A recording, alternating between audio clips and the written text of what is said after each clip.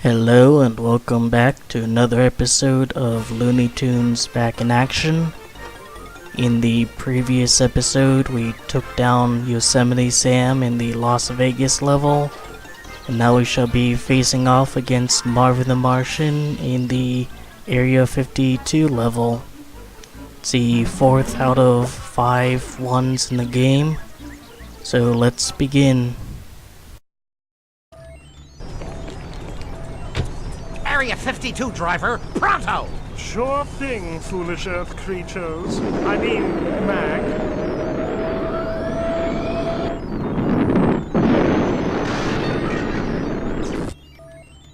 What is this? Some kind of abduction or something? I don't know. You think? I thought we'd get to know each other before my Martian invasion force arrives to blow your quaint little planet to bits. What do you say, fellas?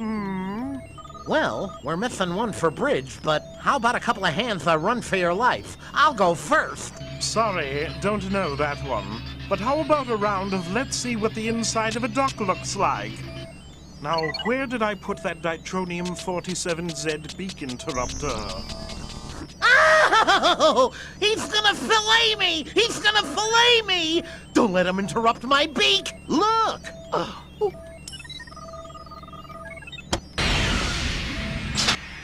We're free! That critter's lower than a rattlesnake with a belly full of lead. Dang critter stole my body. I used to be a regular rooster, but look at me now. Why not just go for the full monkey, Doc?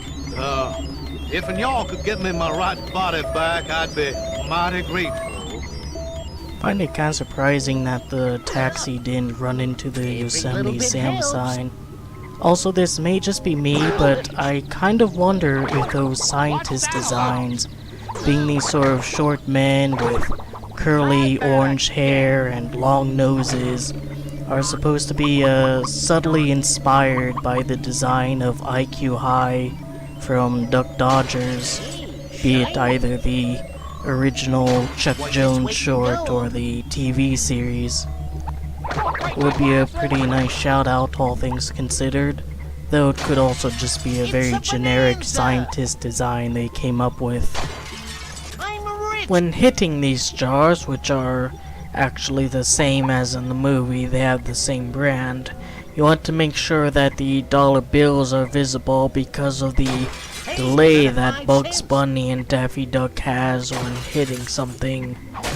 Once you activate the hit button when the dollar bill shows up, the amount of time it takes for them to actually swing will ensure that the gold bar will drop.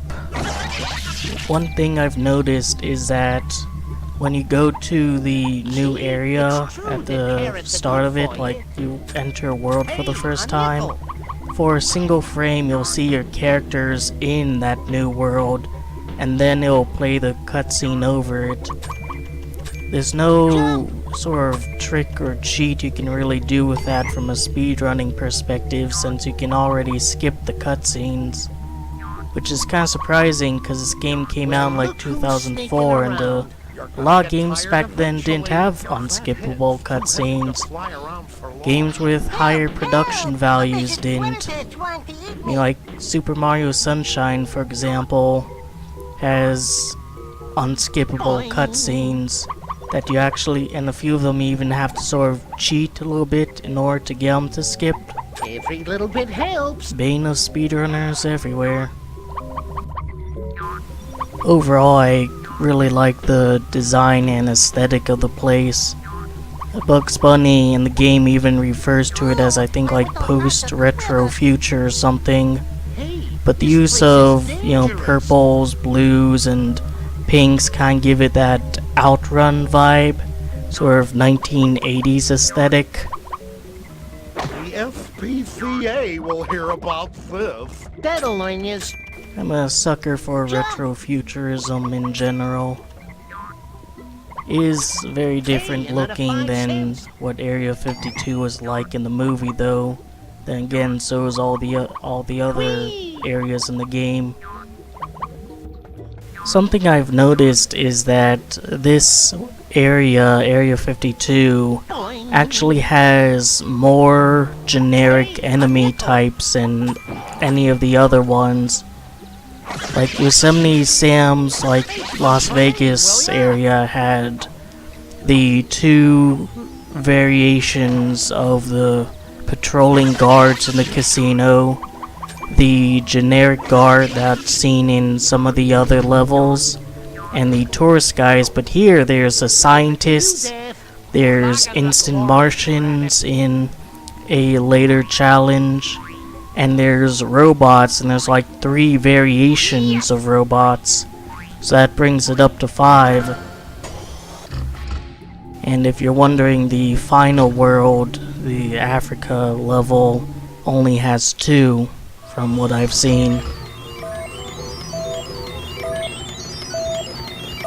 We have to run more tests!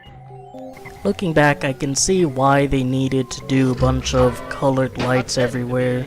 Otherwise, the whole area would look very boring because it will be like just a bunch of grays.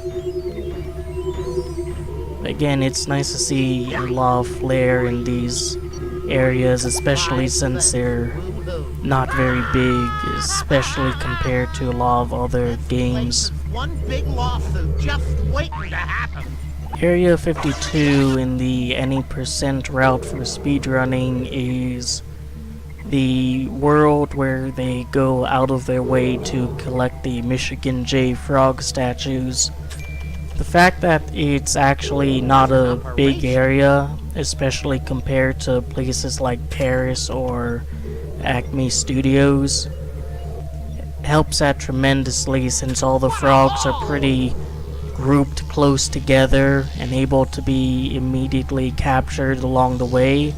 And also, since there's no dirt areas anywhere, you don't have to go scouting for them underneath the ground and waste time with the jumping in animation and the slow digging speed and all of that. It's basically just breaking boxes and remembering where the ones are. Broke my inhaler!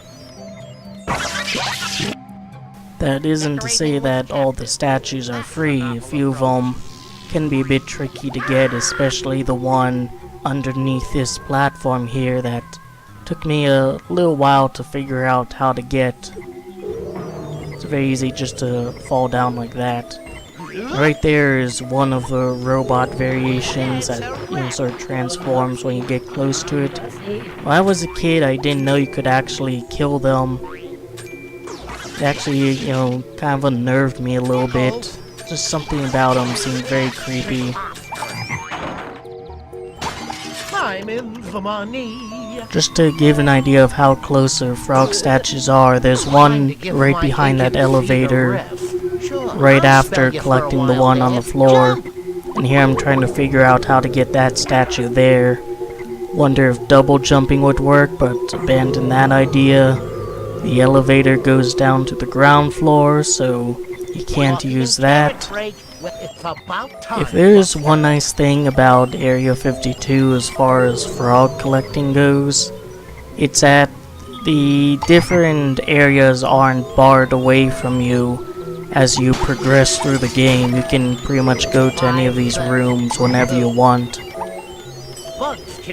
It's a nice change of pace and allows you to maybe collect the statues at different times depending on what you feel like, and eventually I do figure out how to get this one.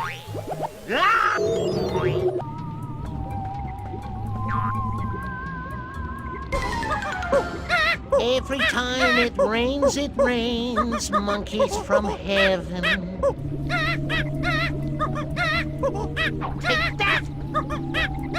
Here I decided to buy a monkey from Foghorn because he's right here and there'll be 2 monkeys right off the bat. The world record speed run, the guy playing didn't have enough money to buy from Foghorn, but I think with a little bit better routing, you could get the appropriate amount and be able to buy the monkey and get the one here and knock 2 ones off right off the bat here.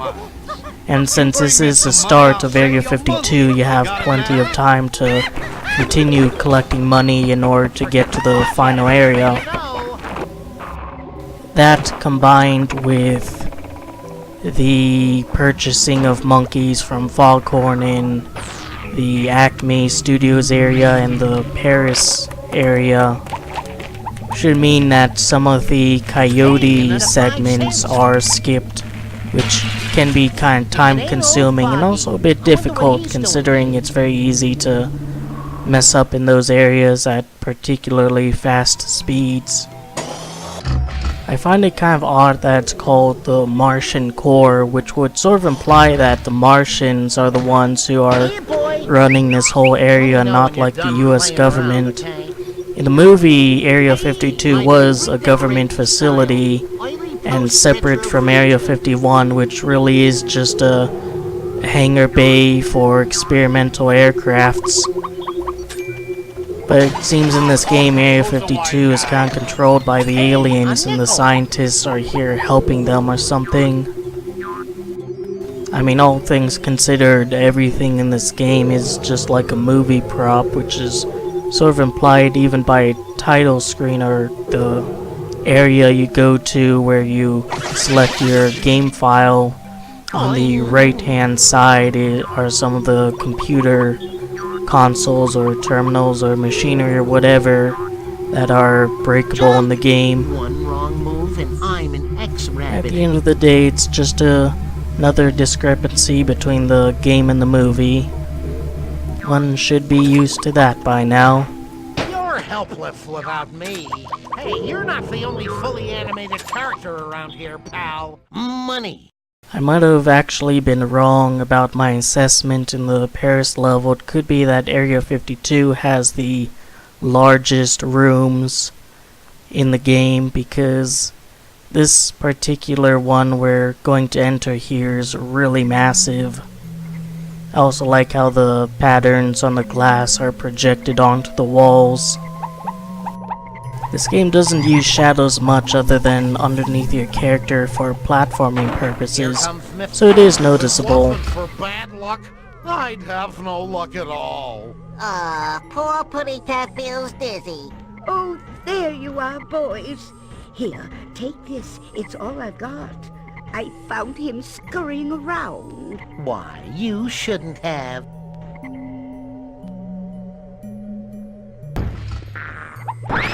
I wonder how much time it took to build the area under there, like to include that sort of implication that there's this sort of sewer area or whatever underneath the room we're in, because they could have just covered it up with regular flooring or a special pattern that didn't have windows, and it kind of would have been all the same really. So it's nice they went that extra mile.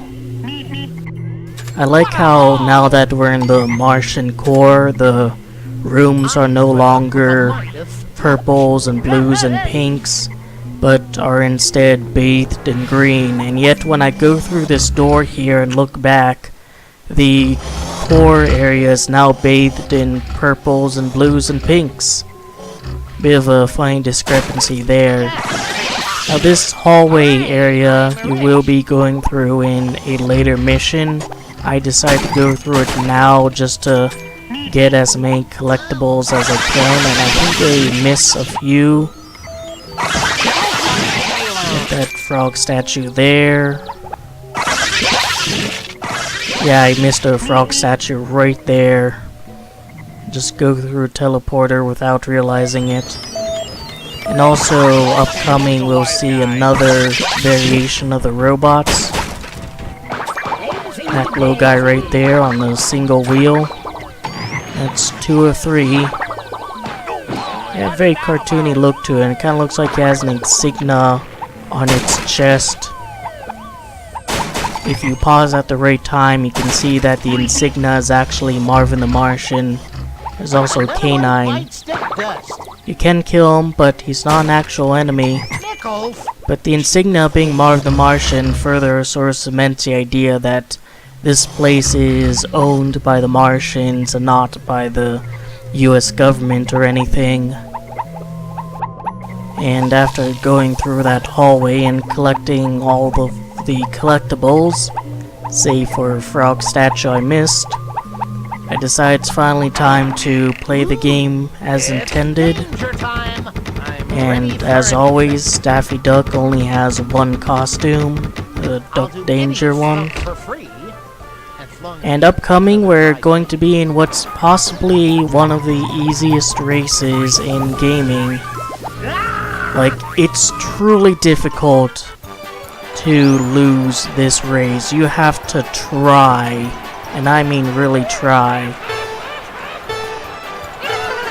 Now, some Looney Tunes fans would probably recognize this area as sort of a shout out or a reference to, I think it was Hairway to the Stars, with that sort of red platform area Marvin the Martian is on, that where the instant Martians appear in, and they ride around on these sort of hover scooters, similar to here, although they decide to make it a transparent blue platform.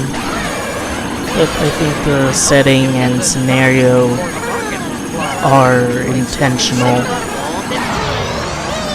Pause right about here, and you can get a decent look at the posters there. Marvin the Martian looming in the sky over what looks like the ruins of a planet.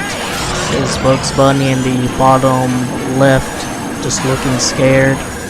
Kind of a reference to those old sci-fi movie posters, back when movie posters were painted by hand and weren't just slapped together Photoshop shit. They really have gotten lazier over time with movie posters, which is quite a shame, really. I've mentioned the Hairway to the Stars location earlier, and it does appear quite a lot in Looney Tunes video games during the space levels, which, you know, in some cases is great because it is a really cool, iconic, and unique looking area. But in other cases, I kind of wish it would branch off from it and try to depict different space areas, like Planet X, or the surface of Mars, or maybe the surface of the moon from Daredevil Hair, Marvin the Martian's first appearance. All the more reason to have another larger budget AAA video game with the Looney Tunes. I kind of wonder, would it be AAA or would it just be AA? I mean, I don't think it would be indie by any stretch of the imagination. I'm not really sure if it would specifically be AAA. One nice thing is that no specific company has exclusive rights to the IP. It's not like the Star Wars situation where it's going to be EA's greedy little hands all over it. So you might actually see a good Looney Tunes game in the future. I also found out that Acme Arsenal was released around the time of Looney Tunes Back in Action. So it really just seemed to be a long time since a big Looney Tunes game. Everything else is like mobile stuff. There's like a few 3DS stuff or DS stuff. There's what looks like an edutainment game. And then of course World of Mayhem, the mobile game. There's one crossover game with Scooby-Doo that's actually on Steam, surprisingly, that has mixed reviews. Who knows, maybe the upcoming shorts, the 1,000 minutes of new shorts will inspire some new video games. And on the, I think it's a Looney Tunes wiki, there's a few plot synopses of the first few ones that have a bunch of different character interactions you don't normally see. Penelope Pussycat will apparently be having a bigger role. She's with Elmer Fudd. She interacts with Chicken Hawk. Though a lot of the first episodes are also very classic dynamics like Bugs and Elmer, Bugs and Sam, Sylvester and Tweety, that stuff. Here they are sort of teasing that frog statue up there that we can't collect yet. But I do hope Marvin the Martian makes quite a few appearances in the new cartoons. Despite being like one of the most well-known characters in Looney Tunes, he's surprisingly underused in the cartoons. Like Sam and Elmer Fudd and Sylvester and Tweety, they had like tons of episodes, but Marvin, he's just not utilized as much as he should be. All the more reason why Duck Dodgers was an amazing show. It's like every episode had Marvin in it. And who wouldn't want that? I spent some time collecting money around this dome here. Then I'm going to head in and do the 2D monkey chase. It's one of the few things in the game that are reoccurring, these monkey chases, though they do kind of switch from 3D to 2D. Both Area 52 and the Africa place has 2D monkey chases. There is a part in this one that you can body block the monkey in, and yes, I did fail very hard there. And you want to make sure to get the monkey as quickly as possible if you're speedrunning. And aside from just the nature of speedruns, doing things as fast as you can, it's because you can then very easily climb back up to the entrance teleporter, which will work the same as the exit one, without having to go through the whole gauntlet here. Like, I don't think speedrunners even reach this section. I have a real problem, like, just taking my time here. This particular 2D section, as you can see, is very focused on dodging traps. The next one is going to be more focused on movement.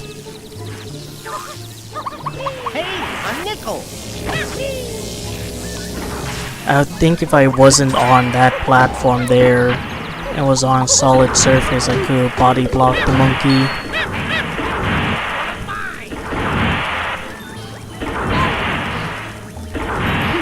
It looks like there's the same sort of 2D stuff in the background there, even though you're moving on a flat plane.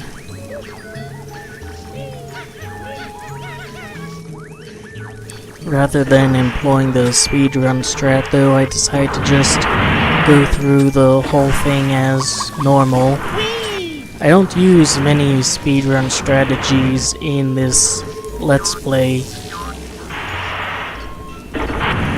It seems kind of funny, like, it seems like most of the commentary really is just talking about the difference between the regular gameplay and the speedruns.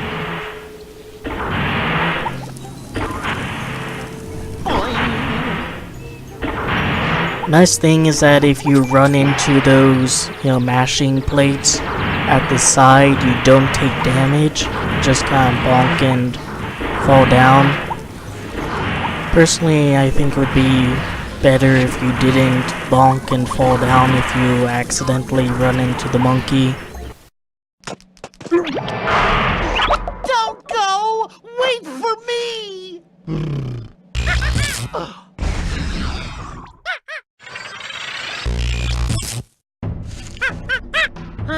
The jungle's always lovely this time of year. Just my luck. It's the heat and the humidity.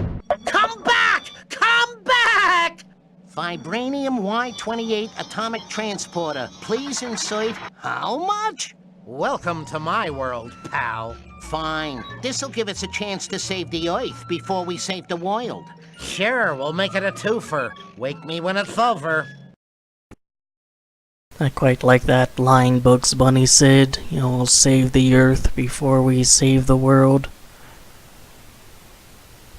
Now, I don't use a lot of speedrun strats in this Let's Play, but I will be employing one for this next mission.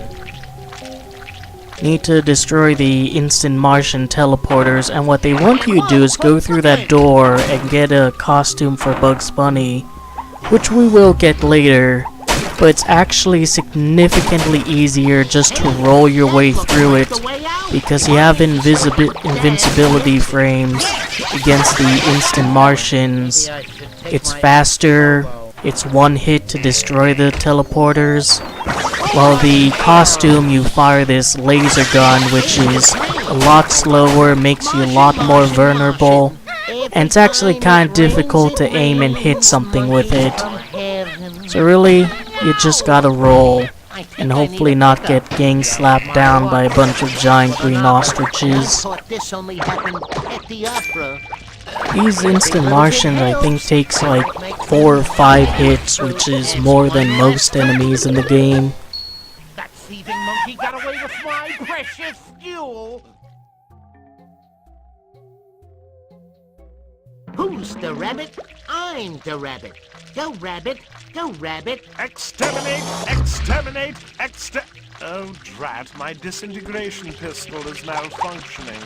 So you can see Marvin the Martian making a reference to the Daleks from Doctor Who, which is interesting because the Daleks actually appeared in the movie. In Area 52, Marvin was running around chasing Daffy, and he ran in between 2 of them and they disintegrated him, which doesn't really mean much to a Looney Tunes character, but... And that would also sort of mean that, to some capacity, Warner Brothers has the rights to Doctor Who. So you know that stupid fighting game idea I had the last episode? We can have Dalek enemies, we can have Doctor Who levels, we can have a whole Warner Brothers, Hanna-Barbera, whatever Finanza. Like Smash Brothers, you can then expand beyond it. We can include Nickelodeon characters, have Daffy Duck kick SpongeBob's ass. Come on, WB, make it happen. Anyways, here's that space costume I mentioned earlier. Has a bear jump, which is nice and all, not very useful considering its limited time. And there's the laser gun, and you can see just how crappy and inefficient it is. Imagine fighting all those instant Martians with it.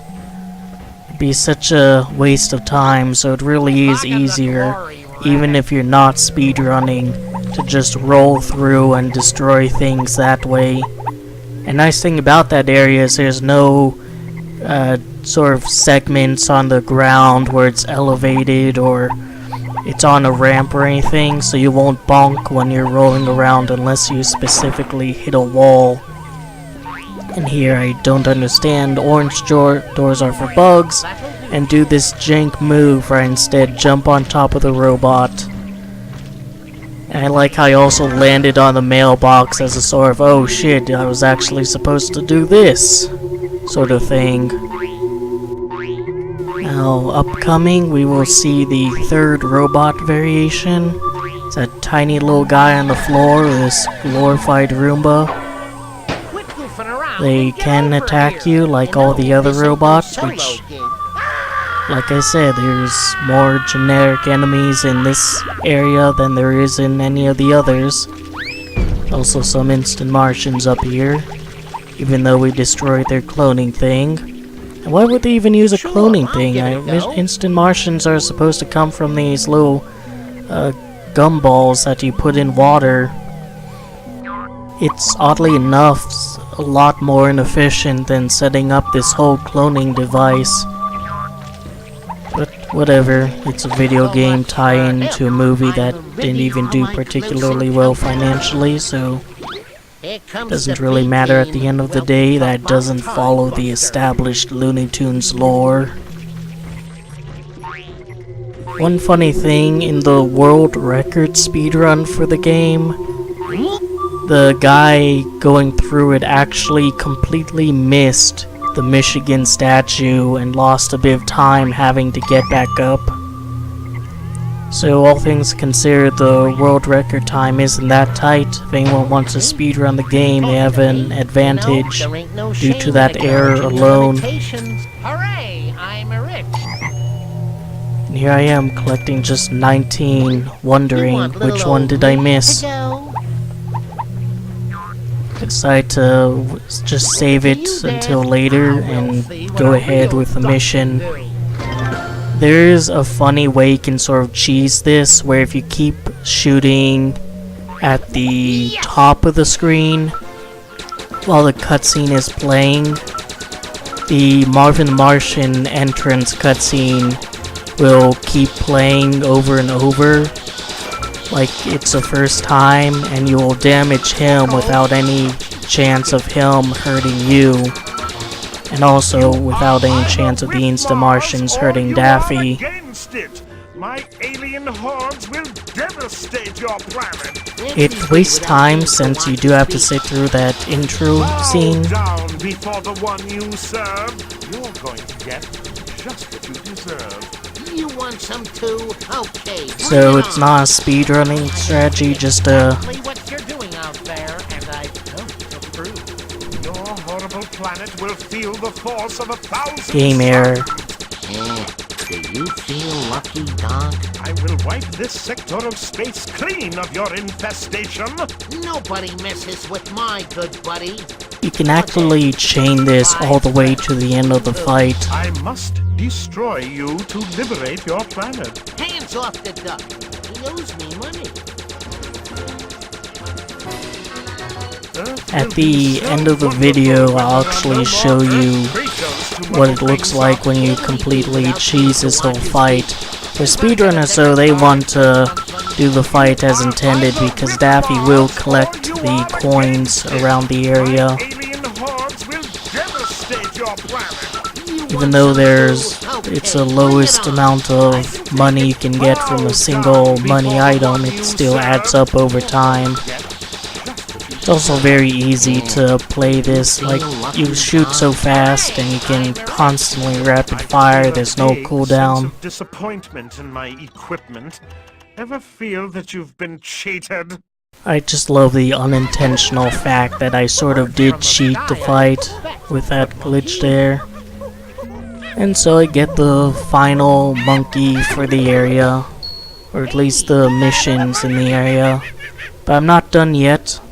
I still need to collect the last Michigan J. Frog statue, and after significantly more searching than I would like to admit, it turns out the frog statue was in the first area you go to in Area 52, and need to use this floating platform and head on over to a particular wall.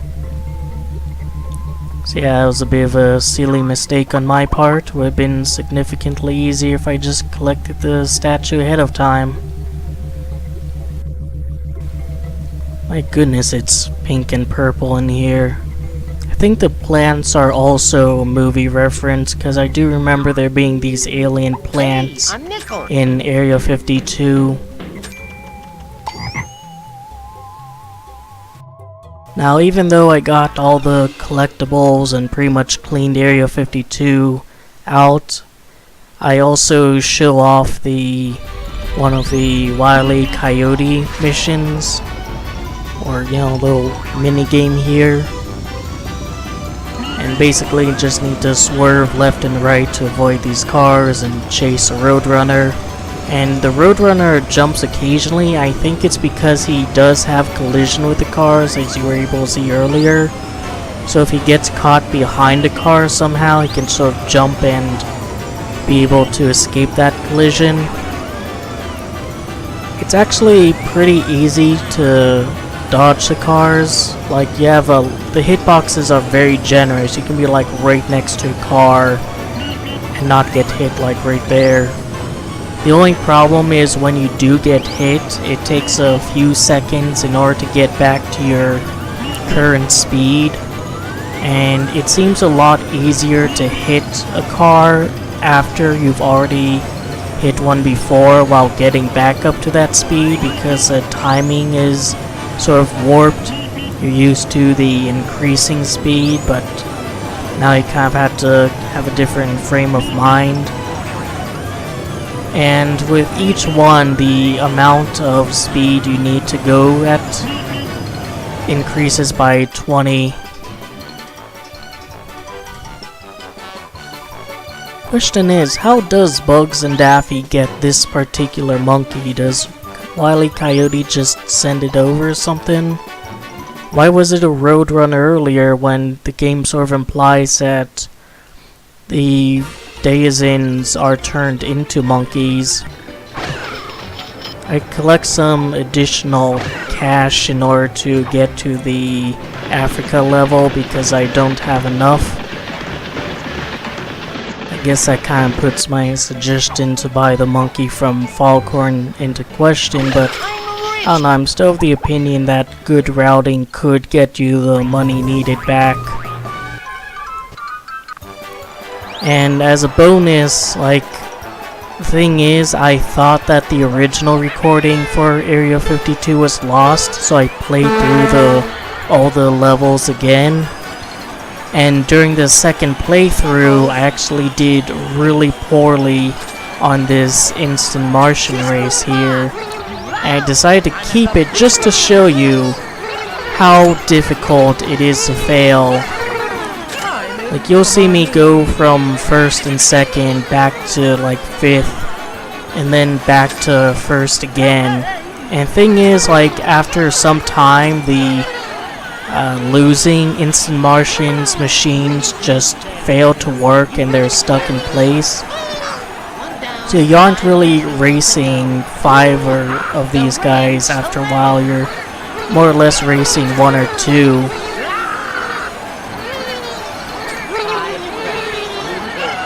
Like, I'm reasonably certain even DSP would manage to beat these guys. I kinda wonder if it's possible to... Oh, there's one literally caught in the environment, there's a guy there.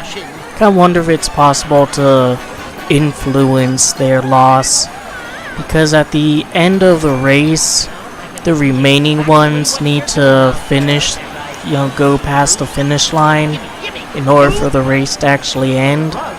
So if there's a way to ensure you can like mess up all of them and they're unable to pass through the finish line and the game no longer requires that, that could be a way to speed it up, the race, I mean. Oh, look at that turbo asshole, he's just zooming right fucking past me. See, 4 out of 5 laps, I'm in 4th. But that is not gonna stop me.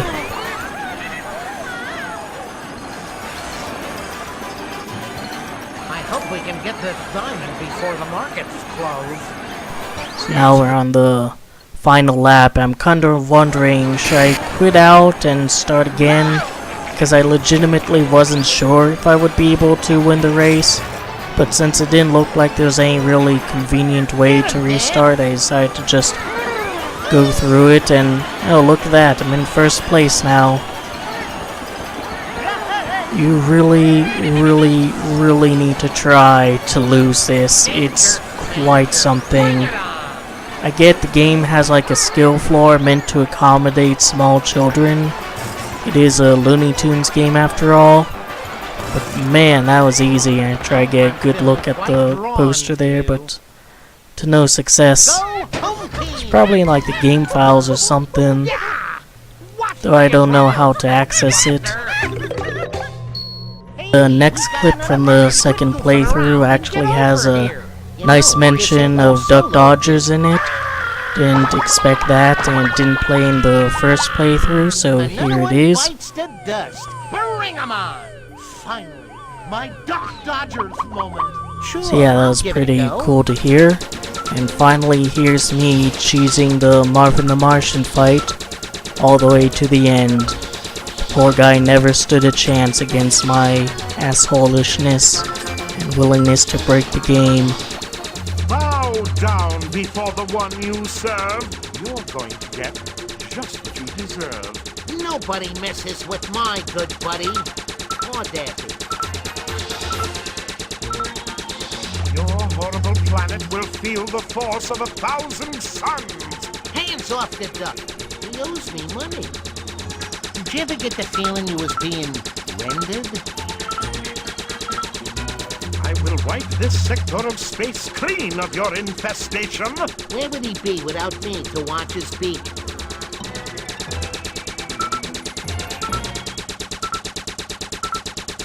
I must destroy you to liberate your planet. You want some too? Okay, bring it on.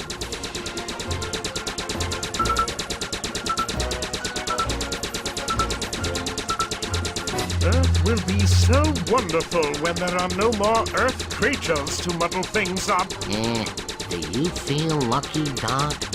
Hey, while you're taking a time out, could you give me a glass of carrot juice? You are either with Mars or you are against it. My alien hordes will devastate your planet. Nobody messes with my good buddy. Or Daffy. Bow down before the one you serve. You're going to get just what you deserve. Hands off the duck. He owes me money. Hey, another 5 cents. Your horrible planet will feel the force of 1,000 suns. Where would he be without me to watch his beak? I will wipe this sector of space clean of your infestation. You want some too? Okay, bring it on. Boy, if I had a nickel for every time I had to save the world. I must destroy you to liberate your planet. Do you feel lucky, Doc? This is computationally impossible. Bugs! You're killing me here! Literally! Alright, so the whole way but a single bit, and the monkey is transparent because, well, I've already gone through this before. So that is Area 52 from Looney Tunes Back in Action. And coming up we shall take on the final world. Then this will all be over. So hope you enjoyed the video, that I gave you something to think about and otherwise entertained you. Take care.